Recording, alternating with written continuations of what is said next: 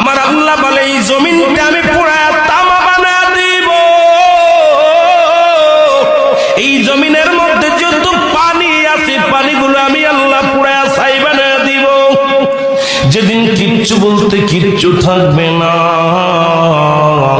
সেদিন থাকবে শুধু আমার আল্লাহ।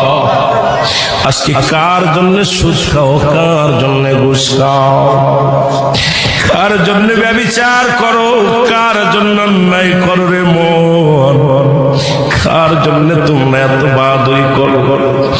আরে আজকে একটা কথা বলতে গেলে কষ্ট হয়। এই জমিনটা আল্লাহ পুরায়া তামা বানায়া দিবে। এই জমিনের মাটিগুলো পুড়ে হবে তামা। এই জমিনে যত পানি আছে পানিগুলো পুড়ে হবে ছাই।